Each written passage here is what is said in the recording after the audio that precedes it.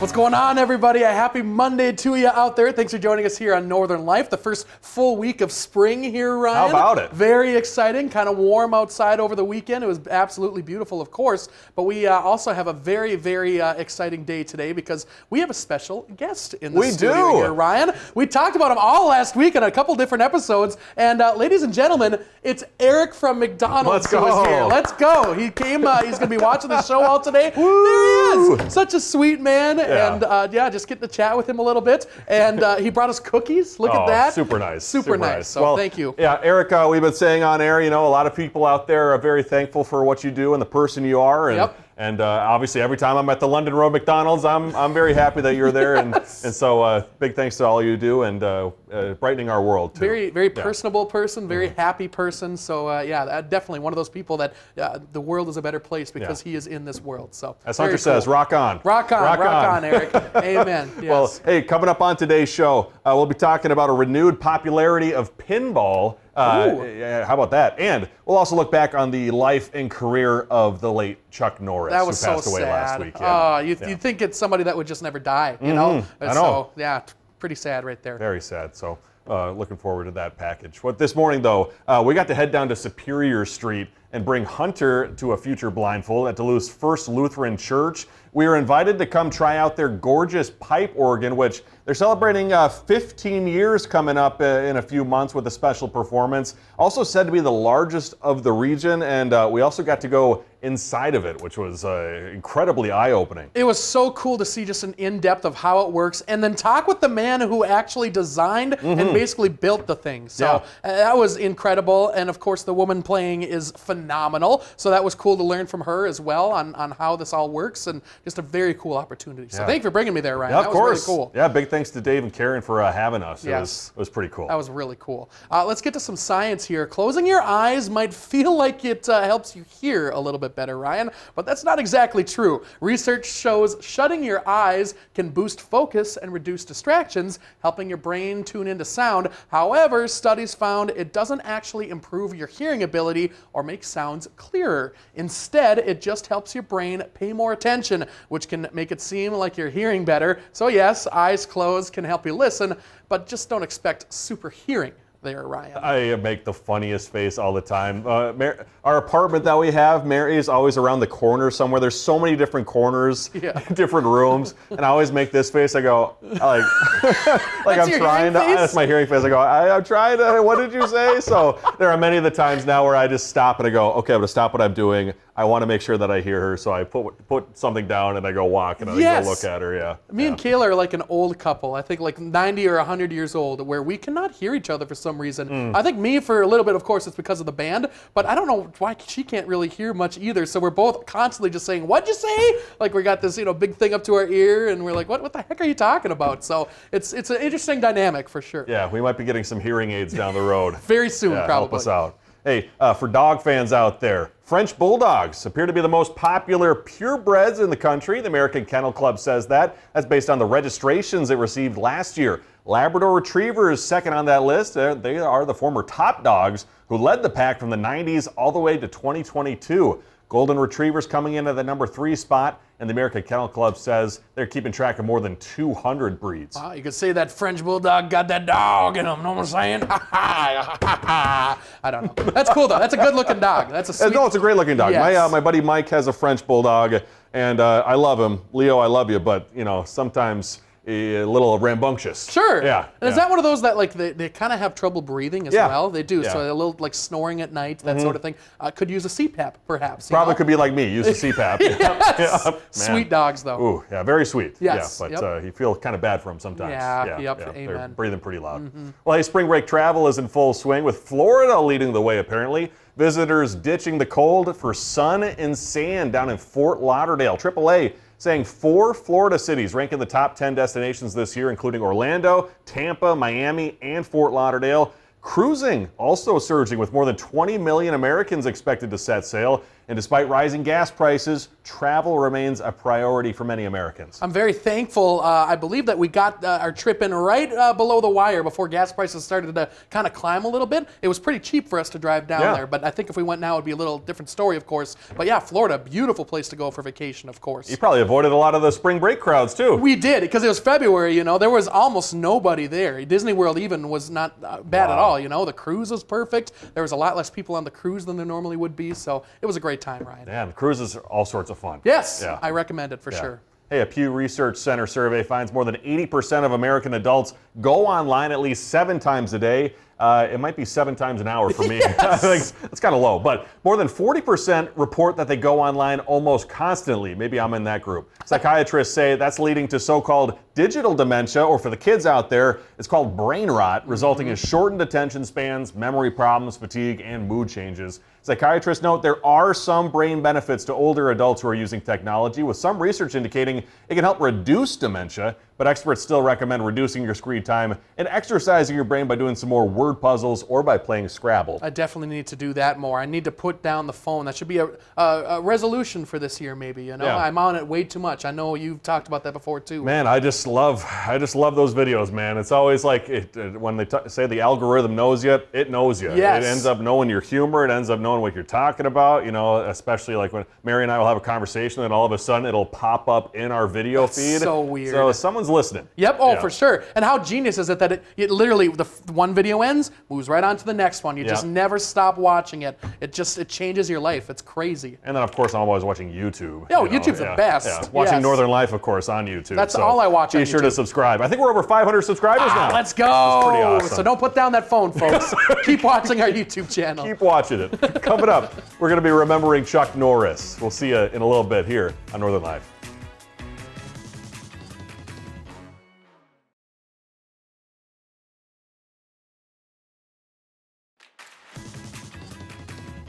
Welcome back, folks. Some sad news last week. We learned that martial arts grandmaster and action star Chuck Norris has passed away at the age of 86. Stephanie Lam sharing his life and his career. I was a very shy, introverted kid growing up. Chuck Norris didn't stay that way for long, thanks to the martial arts. I was sent to Korea when I was in the Air Force. And I started training over there, and then I came back and got out of the service and started teaching. And to get students in my school, I became a karate fighter. Some of those students were stars like Steve McQueen, who encouraged him to become an actor. I retired as the world karate champion, and I was looking for something to get involved in, a new goal for myself. And I had thought about acting. I talked to Steve McQueen about it, and he encouraged me to pursue it. He said if I would apply myself like I did the martial arts, that I would maybe have a chance at it. Norris's first memorable part was Bruce Lee's furry and formidable opponent in 1972's Way of the Dragon. 5 years later, he landed his first leading role as a truck driver searching for his missing brother in Breaker Breaker. Throughout the 70s and 80s, Norris made a name for himself as a rugged action hero in movies like Lone Wolf McQuade, Missing in Action, and Delta Force. With his film career cooling off in the 90s, Norris made the switch to television. The tough guy won new fans with his long-running series, Walker, Texas Ranger. You have the right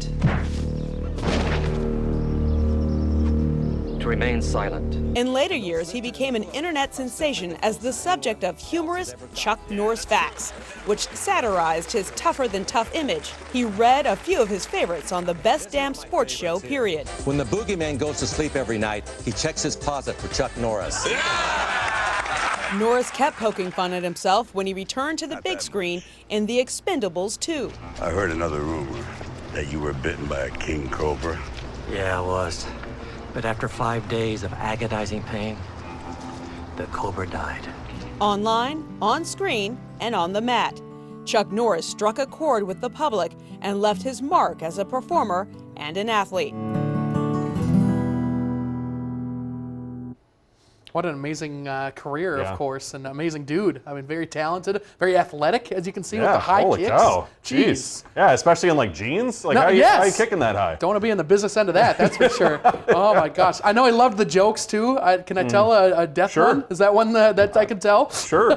My favorite one that I heard was that Death gave up and tapped out, so he took over Death's position. Gotcha. Yes, he didn't Oh, die. sure. He just took over Death's position. Because he's Yes, Chuck Norris. He's Chuck Norris. I Yep. remember Chuck Norris from the movie Dodgeball, where Oh! he was the last vote to see if they could stay in the tournament. I forgot about that. Yeah. What a great movie. A great movie. Yep. Well, there are some big movies ahead for Disney fans. It has been announced a sequel to the live-action Lilo and Stitch film, which I have not yet seen, but it is due to arrive in theaters Memorial Day weekend 2028. But this one might be the most newsworthy for folks me and Hunter's age. A decade after Incredibles 2 soared onto the big screen, Disney has slated Incredibles 3 for June 16th, 2028. Why so late? That's 10 years later? I Oh don't my know. gosh. That was such a great movie with the ice dude and the other stretchy people and the, it was just a great time. You know those characters so well. It held a place in my brain. I'm sure those kids will probably be in college. Jack's going to be in college Yes! by this time. Wow, Yeah. this is just a new development here. I'm excited to watch that. Yeah, or not me, watch it. Me who too, knows? 2028.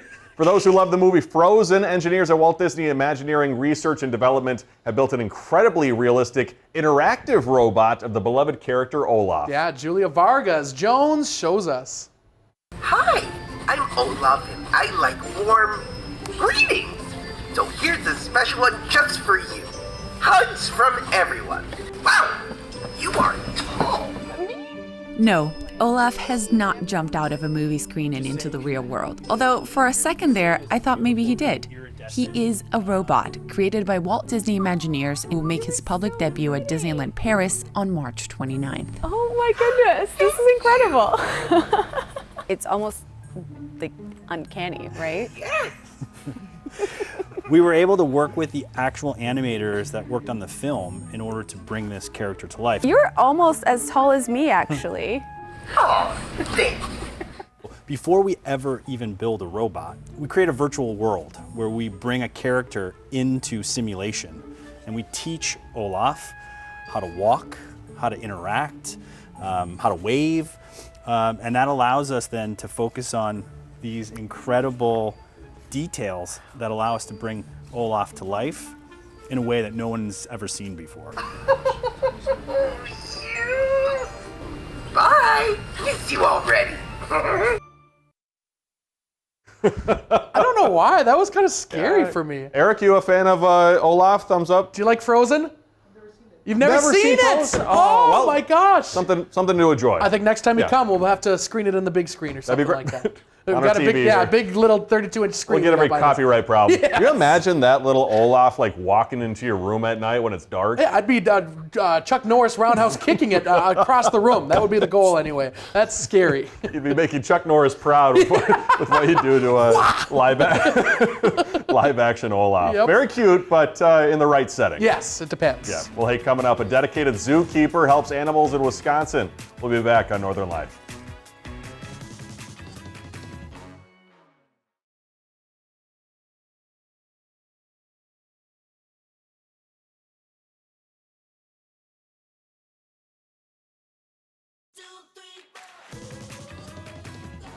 I would like to roundhouse kick some of these cookies into my mouth. That is fantastic. Oh, yeah. Wow. Big thanks to Eric for sending these. Whoa, Very there's sweet. a lot more in there. Well, we don't have to share, so that's a good news. Yeah, we can That's just true. keep this all to ourselves, hopefully, and eat 12 cookies right now. Let's That's do the it. goal. Let's do it. Let's also talk about a great individual. Let's head to Marshfield, Wisconsin. There's a great story here. Wildwood Zoo's sandhill cranes are digging out after a blizzard dumped more than 2 feet of snow on them. And their zoo manager, Kyle Kirk, went straight to work. Nice rhyme there. Digging out small animals like quail, prairie dogs, and even some very unhappy skunks. He cleared paths so those animals could move around and made sure that others, like foxes, stayed warm. But here's the best part. Kirk spent 3 nights at that zoo, making sure all 27 species were safe and able to enjoy their wintry home. Now that is customer quality service right there. That's something Eric also something has you with expect him. from Eric, Yeah, yeah. exactly. Staying 3 nights, that's beautiful right there. A lot of people do that with their little dogs, of course, the shoveling the Yeah, make paths a and path. everything. Never thought about that for the animals in the zoo before. Yeah, especially if it's an outdoor zoo. It's Yes. like they gotta be able to move around. So spending 3 nights there. That's excessive. That's pretty not good. at the museum level. Yeah. Seriously, yeah, they come to life at night. I guess they're all animals. They're already they came to life already when like they were Olaf. born. It's like Olaf. It's like Olaf. Roundhouse kicked that thing across the room. Pinball. Listen, let's talk about pinball here for a second. Great segue. It's one of the oldest arcade games around, with roots going back centuries. But now competitive pinball leagues are determined to keep the ball in play. Certainly are. Bradley Blackburn teaching us more. It takes precision, focus, and mastery of physics, and these women take this game seriously. Oh no! They're members of the New York chapter of Bells and Chimes, a women's pinball league that practices in an arcade unlike any other. This is my bedroom. Inside the home of Kate Martin. Vintage machines are tucked against every wall in every corner. I have 14 here, but I have 16 total. She loves sharing the game. There's definitely skill to it. Yes. That she's been playing for almost 15 years. But you are hitting shots, which is good. Okay. Yeah, you're doing okay. In today's digital world, old school pinball has an enduring, even growing place. Competitive pinball tournaments are now big events, drawing more than 40,000 players nationwide last year. The more you play, the better you get, so I play a lot. The analog lights, flippers, and mechanical surprises do need a lot of upkeep. But keeping it going also connects so-called pinheads who've scored real friendships. I love the competition. I love the friends that I've made. I'm not that good, but I enjoy it, so I'm good enough to win here and there, but for the most part, I'm just like hanging out with my friends who are winning. One way everyone wins, thanks to a classic game. Bradley Blackburn, CBS News, New York.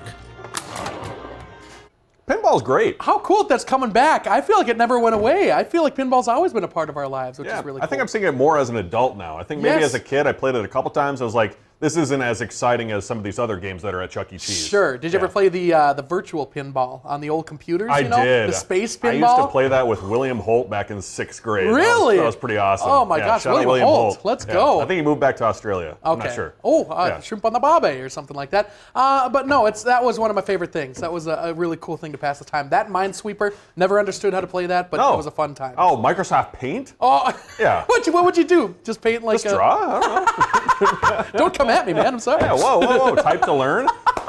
Speaking of a future blindfold, Hunter and I are going to go head-to-head in a typing contest to see who can be the best. Have to see what the results are coming up. Yep, got to catch them all. Pokemon. Stick around. We'll preview tomorrow's blindfold in just a bit.